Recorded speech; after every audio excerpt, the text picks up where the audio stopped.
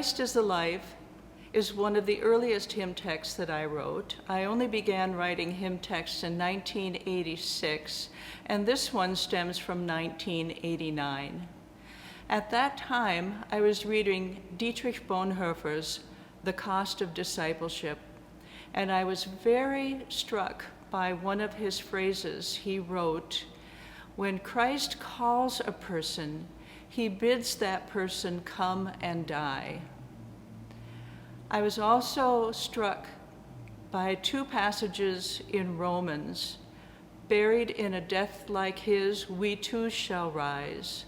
And if we die with the Lord, we shall live with the Lord. The text embodies the essential form of death, resurrection, life, death, new life.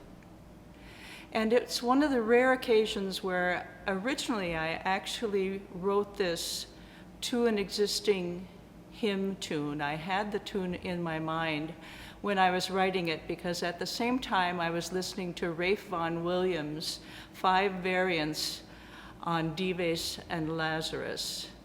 And I loved the mood of the slow tempo of Kingsfold as Vaughan Williams used it in that piece. And so I did have that melody in mind when I originally wrote the tune. It fits very beautifully to COE FEN as well. Here's the full Bonhoeffer quote. "The cross is laid on every Christian, the first Christ suffering which every person must experience is the call to abandon the attachments of this world. It is that dying of the old person which is the result of this encounter with Christ.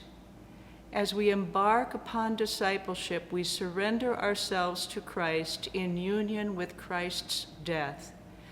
We give over our lives to death. Thus it begins.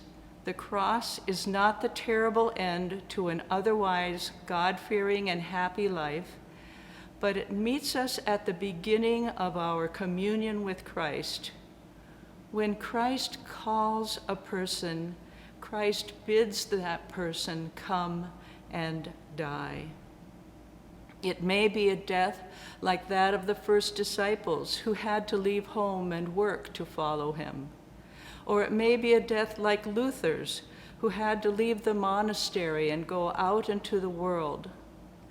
But it is the same death every time, death in Jesus Christ, the death of the old self at Christ's call.